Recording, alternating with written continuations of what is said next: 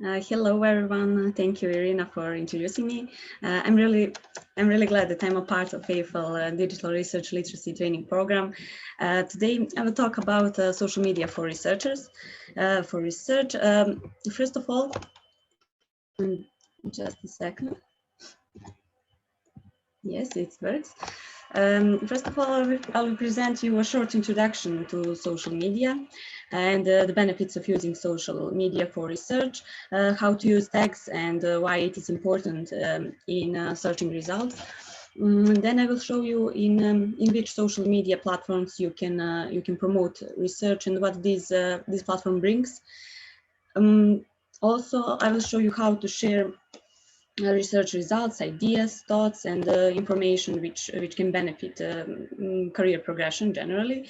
I want to share my experience also and experiences from researchers from Serbia, how I do trainings for researchers and librarians, what I present, topics related to social media, how to organize training, agenda, what to emphasize, how to facilitate, and I will show you some practical exercise.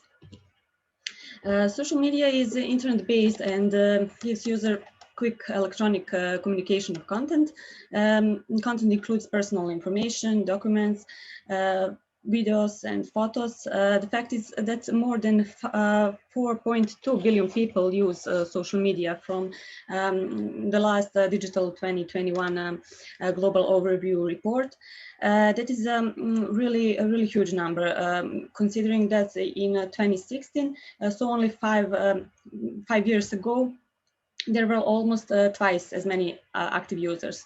You can see here 2.3 billion. And this transition is still ongoing. Researchers make it easy to share content for promotion and do not need long-term training for their use. Here are some advantages of using social media. For research, social media is for sure an essential information and interacting channel. Nowadays, it is the best free way to share material and information with academic community and making contacts in specific field of study. Social media is seen as a good source of new information and for promoting awareness of research services and results. And by participating in discussions, researchers can use benefits and enhance their personal reputation. Websites were used for personal promotion until their social networks. The tools of social media, we can also call them Web 2.0 tools developed quickly, and new tools, functions and services are born every day. Today, social media is without a doubt used more for the purpose of personal promotion or promotion of an institution than websites. I think it's important to become active on social networks relevant for researchers and take the time to maintain a researcher profile. Researchers can have the following benefits. You can see sharing content, building reputation, helping connect with audience, reaching out to new audiences, encouraging interaction with colleagues, finding funders online, then establishing credibility and social proof, and providing key data for institution where you work. Also, websites remain crucial to having a strong online presence in 2020, but social networks play an important role in promoting oneself in the digital space. The main difference is that social media cannot be relied on completely, but provide faster and more personal methods of communication. Here are the list of the most popular social networks generally, which are used by researchers to promote their work. With, as you can see, with the year when established. Some 10 years ago, The great commercial success of social networks such as Twitter and Facebook encouraged several, I think, so far failed attempts to establish social networks. Networking sites just for researchers, and for example, e.g. to Collab from 27 to 2011, Copernicus, if you remember, from 27 to 2010, Nature Network from 27 to 2013. It was premature, I think, because at that time researchers were reluctant to exchange information, and it was largely limited to social bookmarking and reference. It used like a reference management potential. However, some projects have survived, like Researchgate, Academia EDU, and Mendeley, and the situation has changed over time. There are many tools, but I have tried to give an idea of how higher education professionals might use them. Before you can plan an effective promotion strategy for any social platform, you need to understand who is using it and how. Generally speaking, the term social media can apply to any platform that confirms the concept of Web 2.0 and requires user engagement, such as commenting, uploading content, and or creating and managing a user profile. Today, we will place a stronger accent on the platforms that involve the creation of user profiles.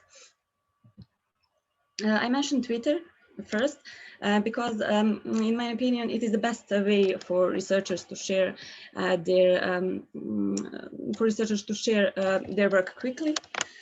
Of course, despite of the fact that Twitter has a smaller audience than Facebook and or Instagram, for example, it is more popular in academic and research communities.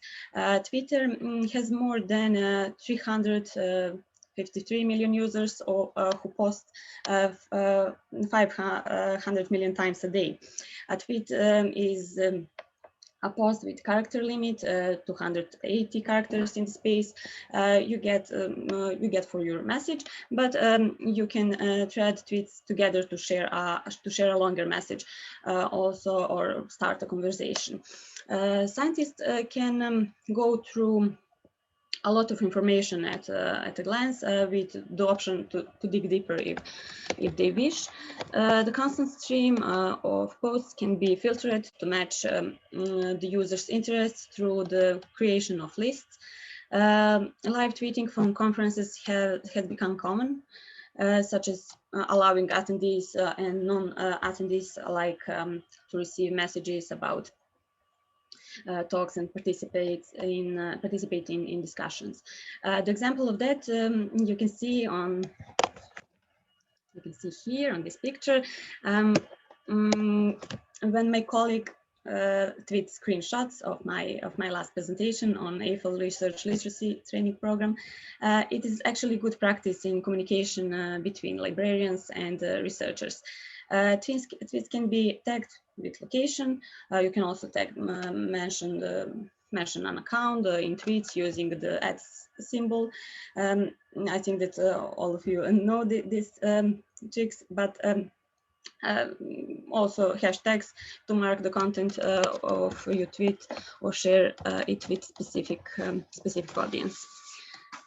Here is you can see good practice also of sharing research related information through Twitter.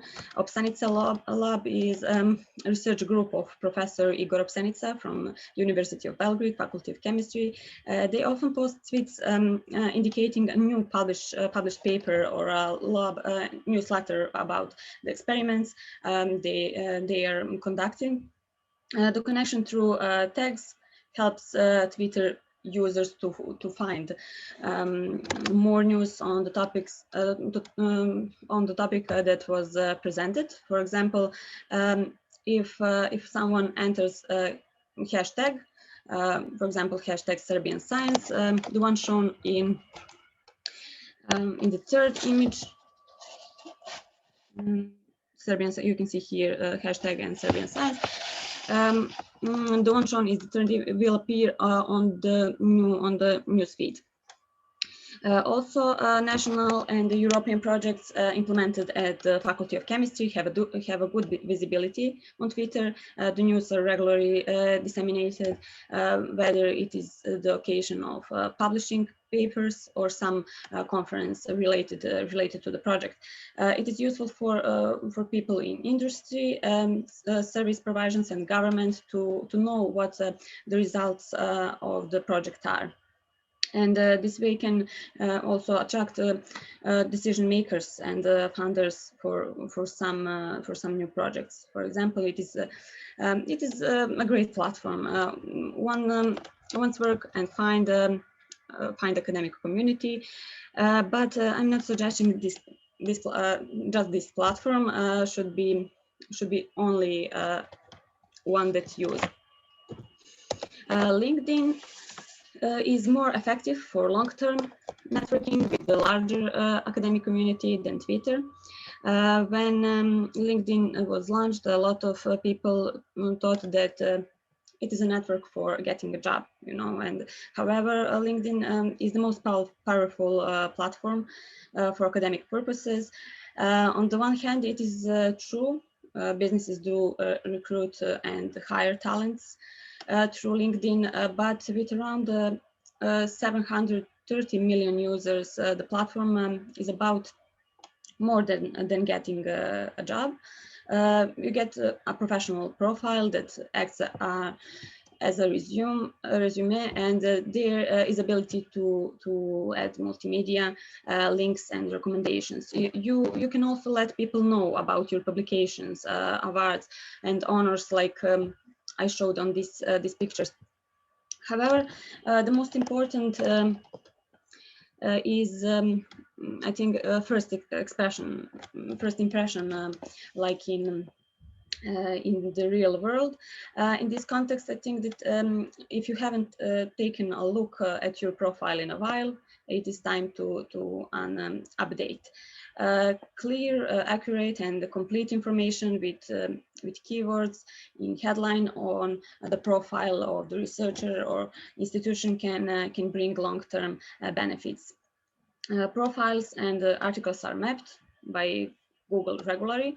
I have to mention that, and so it is a great alternative for making an impact.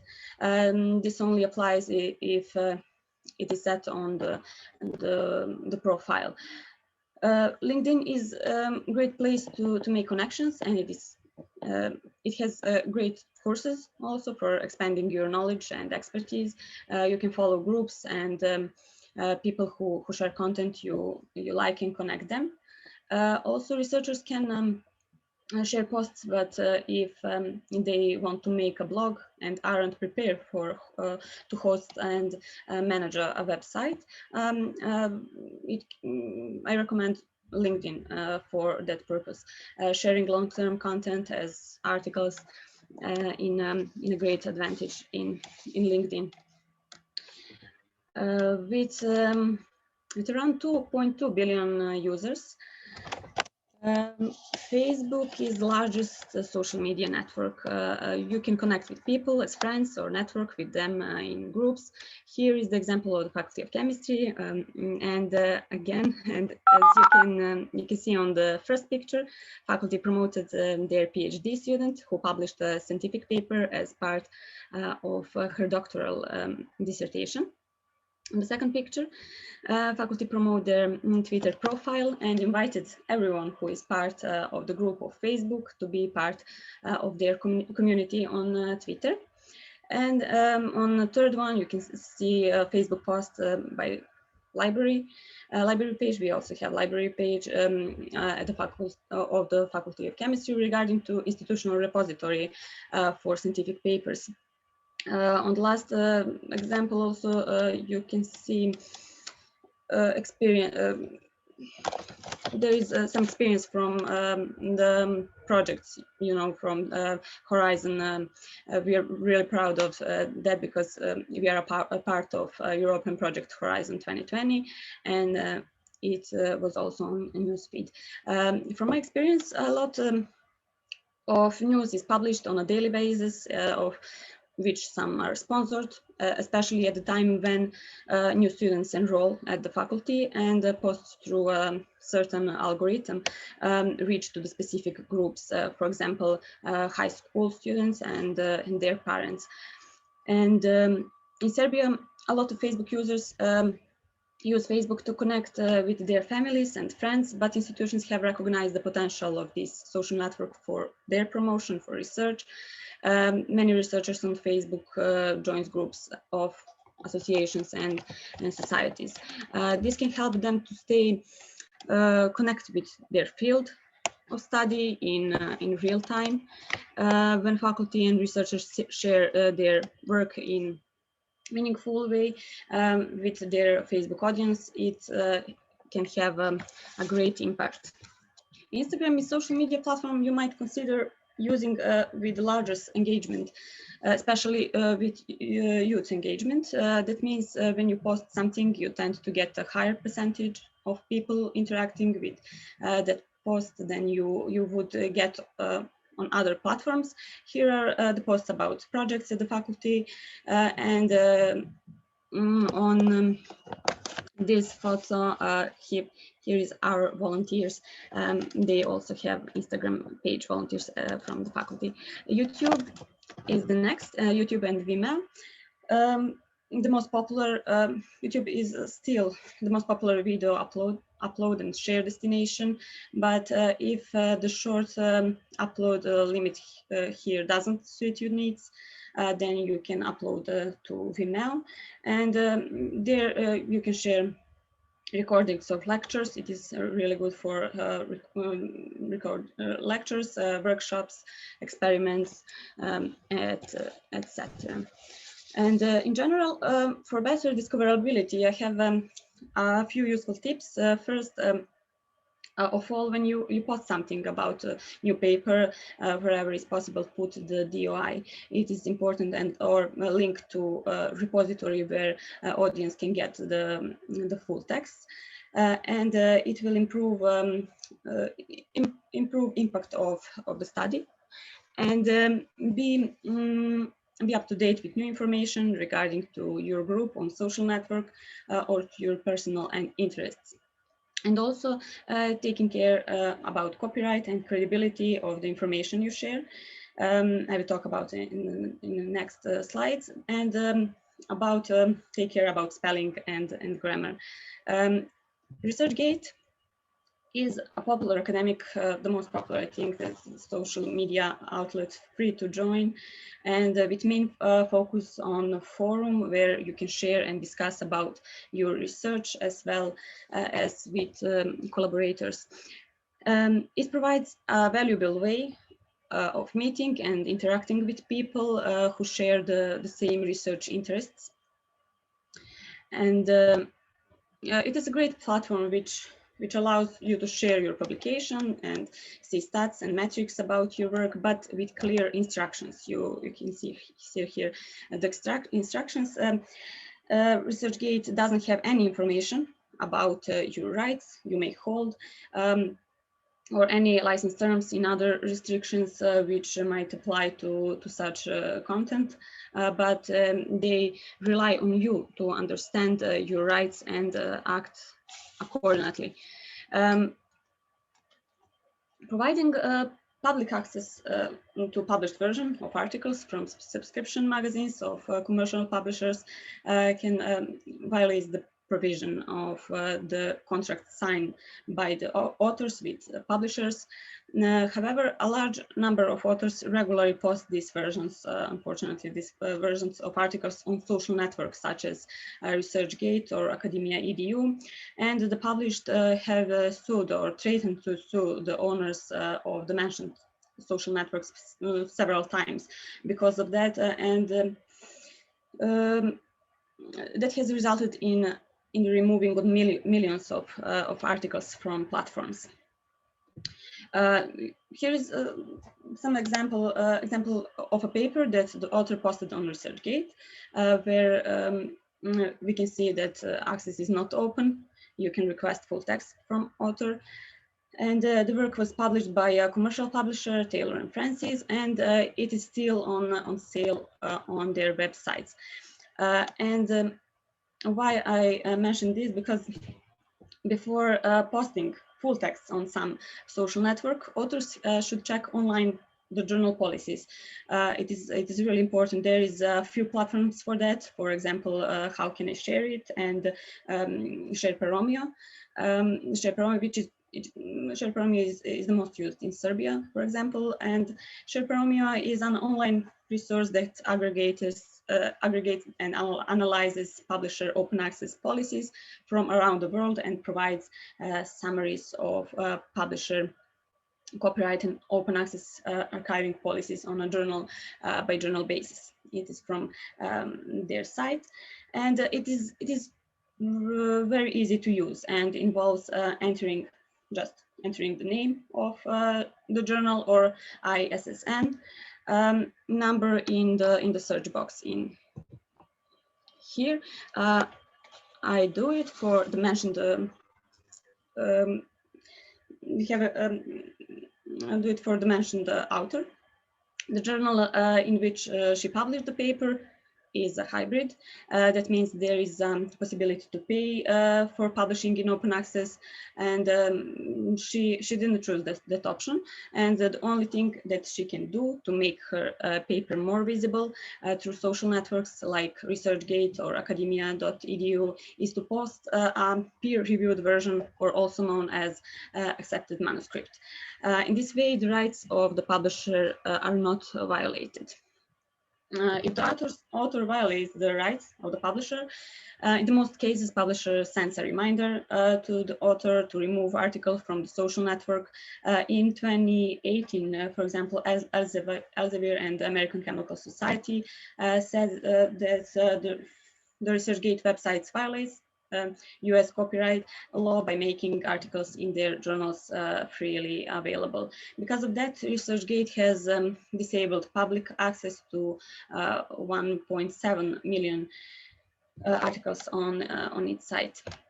With Librarians training and trainings and guides, I think that researchers are more familiar with these terms than ever before, and with the ways for posted both on social networks and in repository. They know how can, in what way and in which way they can share their papers, and not just on social networks, also in repositories of scientific papers. And now I think that many of them are sure what can do, and on right way, especially. Academia.edu, I mentioned that platform, but it is a similar. There is a similar principles at Researchgate. You can share your papers, track their impact, and follow colleagues. Mendeley is a free reference manager that can help you store, organize, note, share, and cite references and research data. It can be useful for example, for automatically generating bibliographies, like in Zotero also, generating bibliography, and also for collaborating with other researchers online, importing papers from other research software, and here you can find the relevant papers based on what you have reading, and also access your papers from anywhere online. Google Scholar is recently provide additional services such as Google Authors and citation tracking for you or people you rate. Here we have an example of Google Scholar profile. The author is professor at the Faculty of Chemistry, where we have institutional repository of scientific paper called Cherry, and the repository is optimized with Google Scholar. As you can see on this example, Google Scholar harvested all information from Cherry about this professor. Whenever a paper is deposited in a repository, it's automatically harvested and added to the researcher's profile on Google Scholar. The development of social media is accompanied with an intensive development of various metrics and tools to measure user engagement. As you can see here, Google Scholar's citations and has several other metrics indicators, and Altmetric checks a range of sources to capture and collate user activity, such as mentions across social media platforms, helping you to monitor and report on the attention surrounding the work you care about. And Kirk Engelhardt blogged about a paper. For example, I give you this example to know for this paper. Before he published this post, as you can see on this slide, before he published his post and tweeted about the paper, it only had a handful of social shares. Today, the paper is ranked in the top 5% of the 3.4 million articles tracked by Altmetric. The overwhelming interest also led the publisher to remove the paywall, making the paper free to download.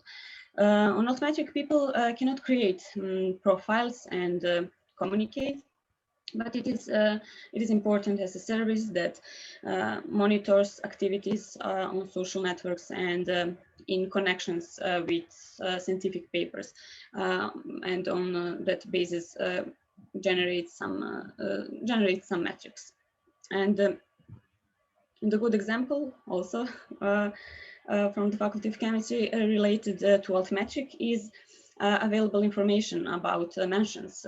There we have an article in our institutional repository called Cherry, where we can see numbers of scores in Altmetric and dimensions, and also citations from Web of Science and Web of Science in Scopus. And as you can see, this article has a lot of authors, and some of them are active on social media. The above mentioned results of authors and their colleagues, you can see the 5 news outlets on 3 blogs, 111 tweets times when this article is tweeted. Exactly, and 4 times mentioned on some Facebook pages. This number is some indicator. It is an indicator through Altmetric, but you can use it, and we also at the faculty use it like a gamification, because it is really difficult to track, not just metrics in Altmetric. Google Scholar also have some type of metrics. Researchgate has RG scores, and it is really difficult to track. Here we have facts.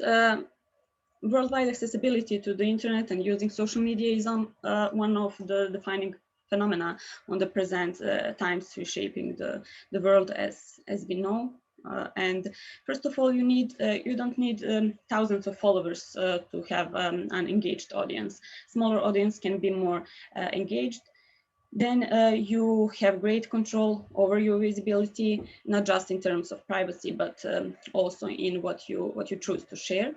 And the fast and leave aspect of social media can lead skeptical researchers not to publish, but good reasons and quick responses can increase researcher credibility, of course. And this is a quote by Brian Solis: "Social media is about sociology and psychology and more than technology." The reason why I wrote this quote here is to express my concern that even if we have the best technology and capabilities, if we don't want to use the potential, it will go unnoticed, and it's not all about technology, which we have, but it is much more about sociology and psychology of people who will use that technology. And in the LAS profession, library and information science, especially when library users are researchers, librarians should be actively involved in all new technologies, so they can help researchers on the path of their promotion. At the beginning of my career, for example, I realized that my job was closely related to users. Since my users are most researchers, so I always try to be up to date with new information which can help them. I try to always be ahead of them in novelties related to scientific publishing and promoting of their work.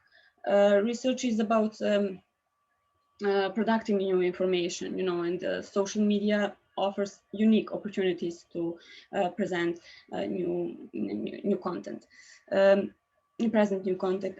Nowadays, it is not enough to just publish the work. Those research results have to be more visible on the internet in order to have its full potential. As you can see from this slide, I have listed some of the issues and possible approaches to solve them. For example, a notable dose of inertia to accept technological innovation can be resolved by explaining benefits of using social networks. Gap between digital and information literacy can be overcome through training and courses of librarians of information specialists. And nowadays, scientists have an insight into large amounts of data relevant to their research, but hyperproduction of irrelevant information can be diminished by finding and using relevant information and with librarian suggestions. At my trainings, first of all, I like to talk about motivation of using social media. I tell researchers to ask themselves what exactly they want to gain from social media, and conclude what increasing reach of research is correlated with being active in multiple communities on social media. Then I elaborate how social networks are used, which ones are used the most, and what benefits they bring to researchers.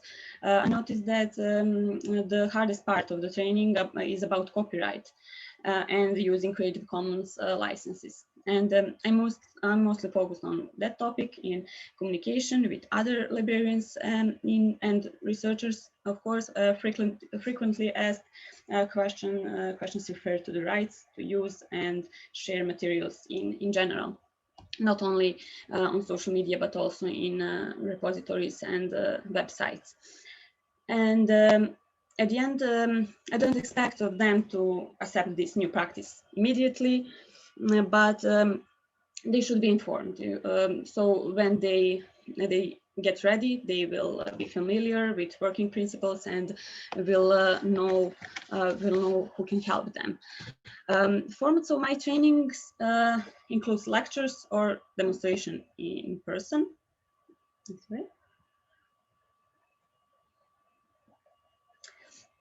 If we have a lecture, it's during approximately 90 minutes. Methods are verbal presentation about social media features, registration, demonstration, and participants are free to ask any questions that may have during the presentation.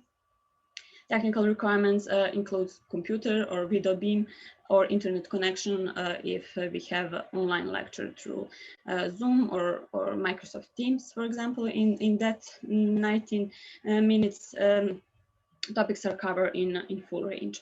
Another format of presentation is in person, less or more of 45 minutes. I present a short introduction to social media with benefits, then talk about platforms and searching content through them. Also, participants is free to ask any questions, and we provide live communication in library, at the faculty, or online via Zoom or Skype.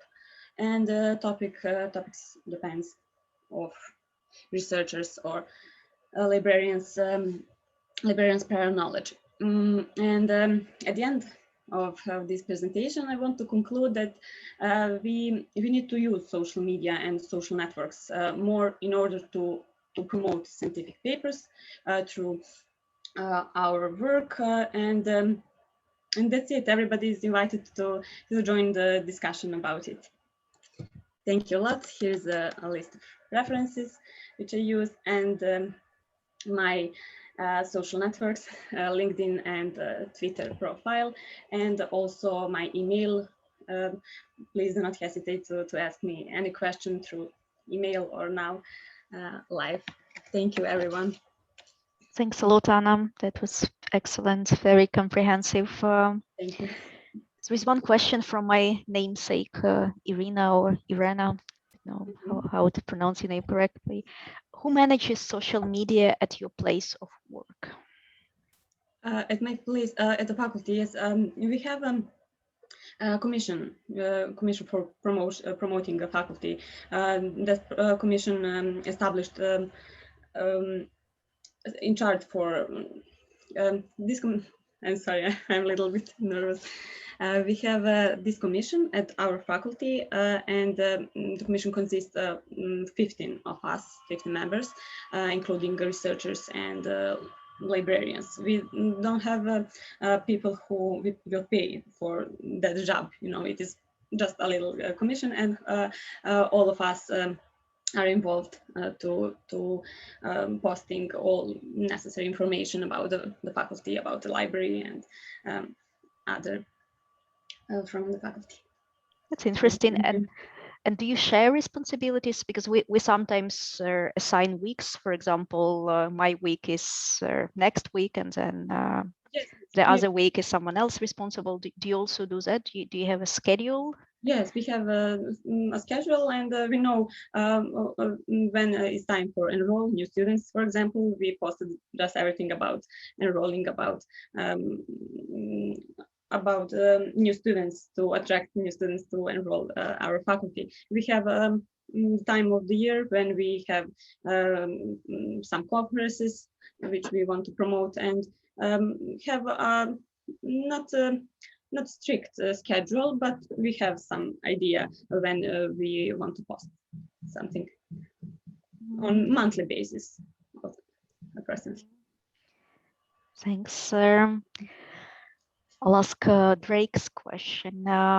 It's a good idea to have some more than one person managing your social media accounts. How do you deal with graphics design at your institution for sharing on social media? Librarians seem to lack these graphic design skills. Yes, graphic designs. We don't have graphic designer or something like that. We try to find information through Google, where is the CC0, for example, license, and use these materials which exist on the internet. We don't have unfortunately, but maybe in the future, because we just started maybe 2 years ago. We started to promote on all of our social networks: Facebook, Instagram, Twitter, LinkedIn. Before that, we didn't have, and it is such a huge success for now. But in the future, maybe we will have more people engaged to share the content, and also graphic designers. It would be nice. But for now. Thank you. Thanks. Then Raju is asking. He says, "Thank you very much. Any free tools to analyze social media contents?" Analyze contents. We have analyze, for example, analyze the reaching out. We have where we reach out our information. For example, when the time I mentioned again, but when we posted something about enrolling to the faculty, we know where our posts reach, sponsored posts, and we pay for sponsored posts, and we know that, for example, in that period, we reach our information about this topic to 11,000 parents of high school students, and parents using Twitter, parents using we noticed that their parents are using Facebook, not Twitter, I'm sorry, using Facebook for that purpose, and high school students, for example, also using Facebook and reaching more than their parents. For example, 23,000 of high school students and 11,000 parents. It is interesting fact because we try to reach in the best way to have our potential audience and potential students. Thanks. Thank you for the question. Nina is asking, what do you think about researchers and librarians having separate professional social media accounts for work research related matters? Having private and also having separate professional accounts? Professional accounts. I think that in my opinion, I use Facebook, Instagram. I don't use Instagram, but Facebook and Instagram in personal. I don't want to post something about my career, and I think that many people use Facebook in that way. Because of that, I mentioned this. Better channels for promoting research, and for example LinkedIn I used a lot for that. I try to use I'm librarian, but also I can be a researcher because I'm on PhD studies now, and I see which platforms are good for researchers, also for researchers and librarians also. And in my opinion, Facebook is just for private use, for families and friends, and these social networks like LinkedIn, like Researchgate, Academia.edu and Researchgate for sharing papers is good. And in my opinion, it is we cannot separate, but depends of your depends of you what you want. In my opinion, I separate, but I'm not sure if it is a good. Thank you. Thanks. Judith is asking, I would like to know the difference between social network and social platform. Social platform, yes, because we have a lot of platforms for using for sharing our content, websites, blogs, but social network is whenever you can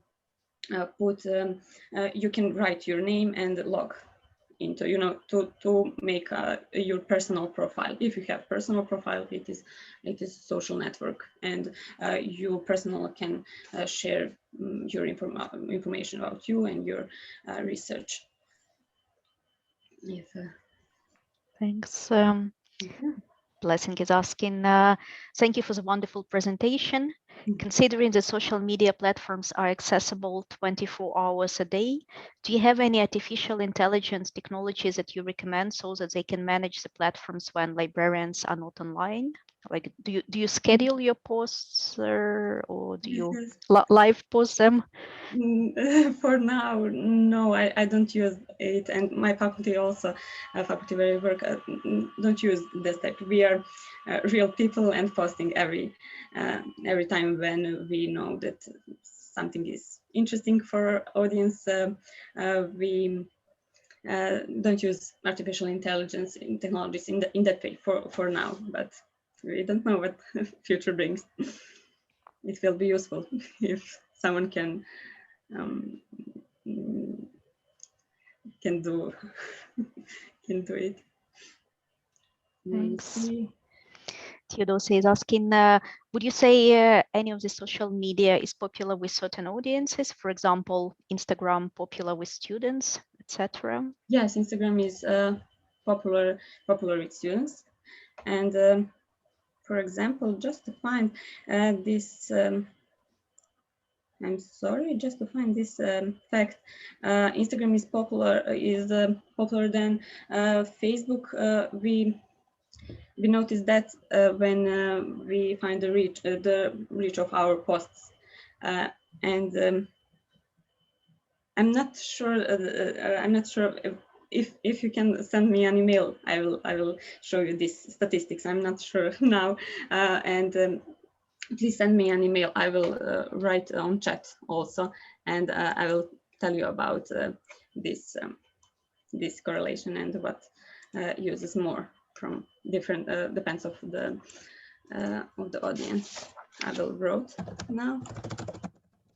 And I don't know how it is in your countries, but in my country, TikTok is very popular among young people. And if we speak, if you think about future students, then probably we should also go on TikTok and have some science conversations on TikTok.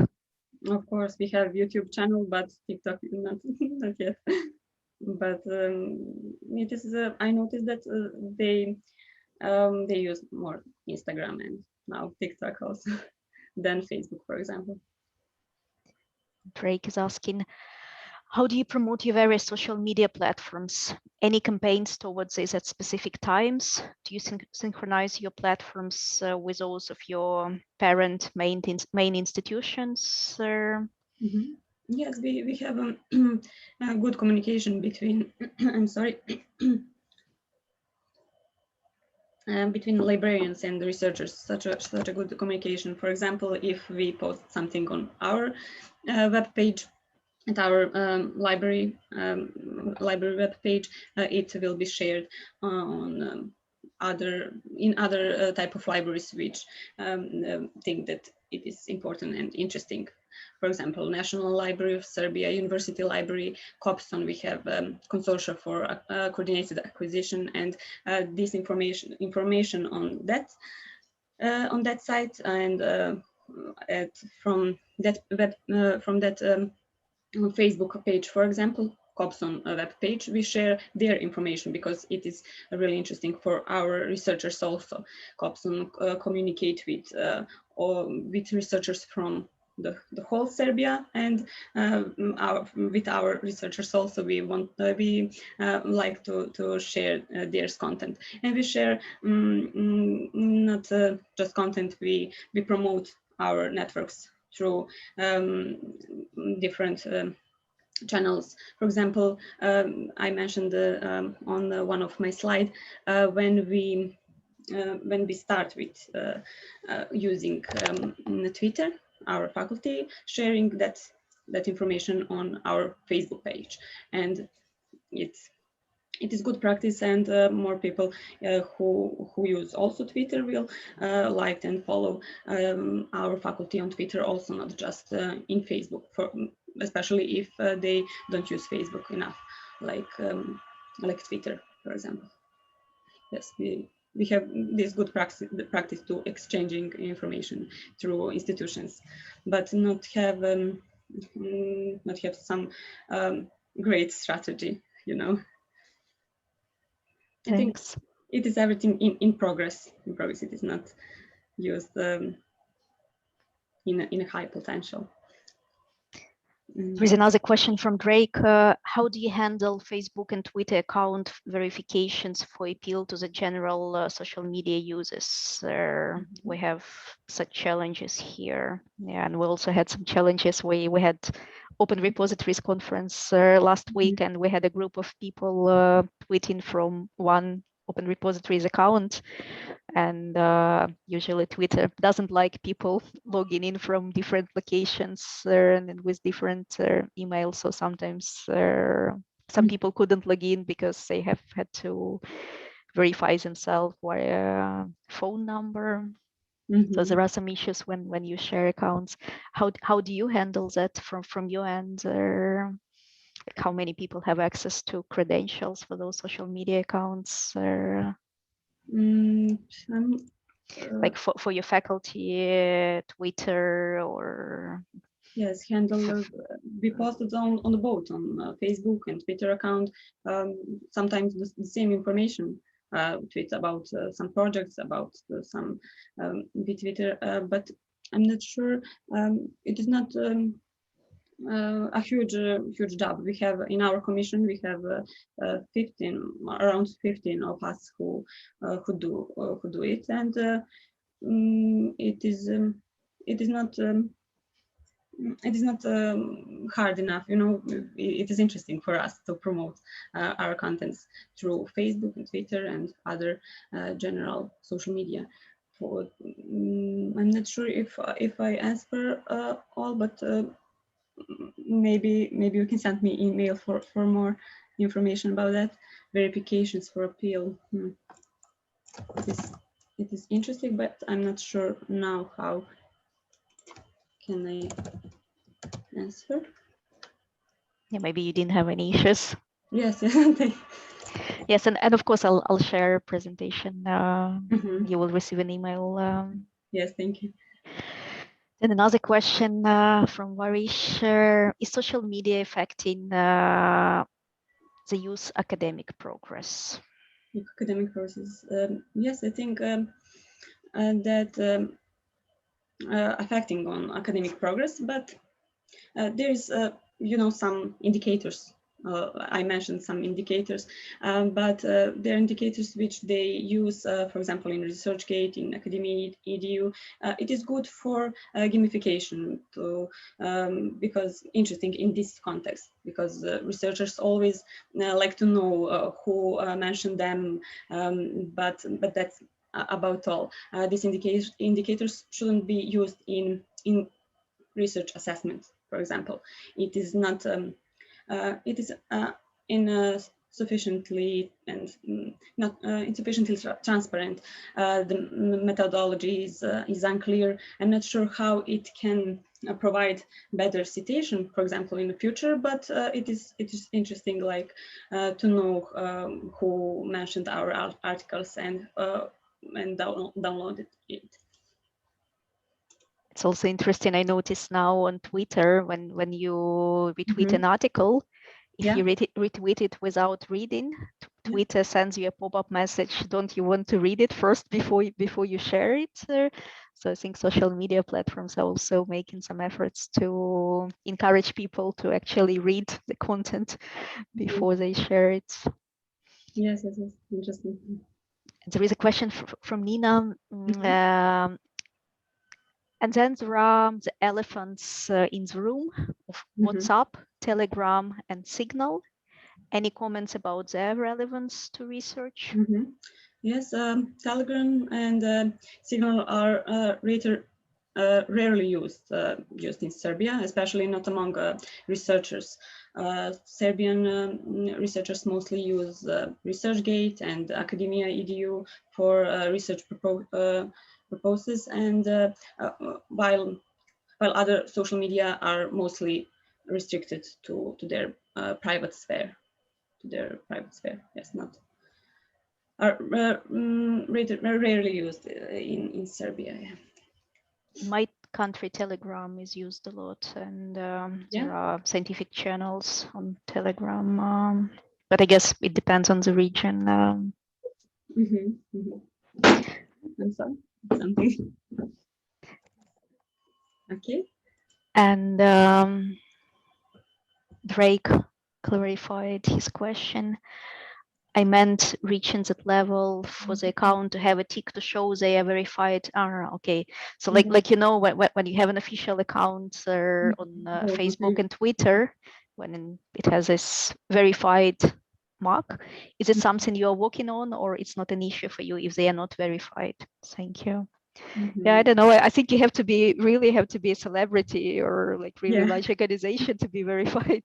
Yes, I think also. Oh, wait.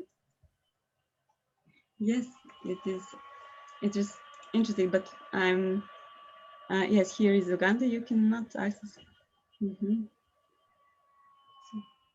Facebook using a VPN. I didn't know that we can use Facebook, Twitter, and every using a VPN. I read Drake another comment. Here in Uganda, you can not access Facebook without using a VPN. Do you experience such challenges, and how do you navigate them? Facebook is officially banned here. It is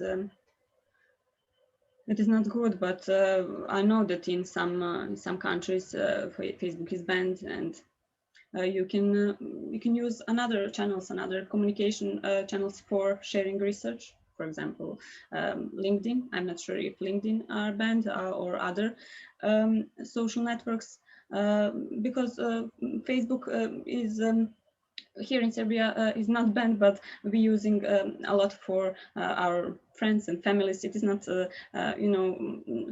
social network for research, just for research. And I have some. I mentioned that there was some of social networks just for research at 2010, and you know that is not exist for research. It is a few high level used platforms: Researchgate, Academia, Edu, and Mendeley, for example, Mendeley, and Facebook. I'm not sure. Yes, you cannot use Facebook, but you can switch to other channels for your research. Thank you. Thank you. Thank you for questions. There is also a suggestion to have a session with librarians and on what and how social media may be used. That's a good suggestion. So I'll discuss it with my colleagues, and we'll try to suggest such a session. Thank you. Thank you so much, Anna. That was wonderful, as always. Thank you. Thank you for inviting me. I'm really glad. Sharing your really experiences. I always learn a lot from you. Thank you. Thank you. If you have any further question, you can send me an email or connect me through my social networks. Thank you, everyone.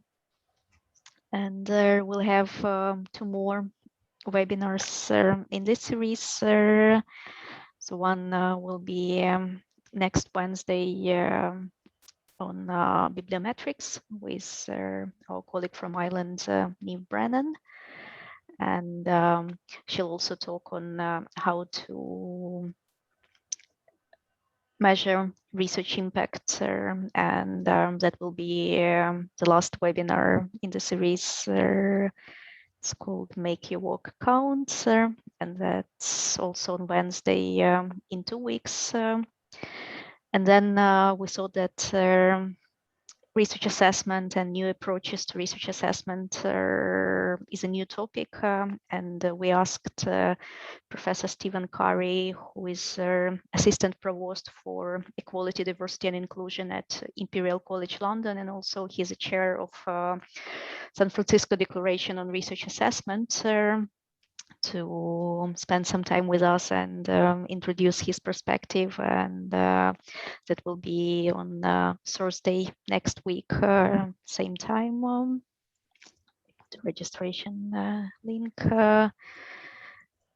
So Katerina is typing bravo. Congrats, Hobson team, bravo. Thanks a lot, sir.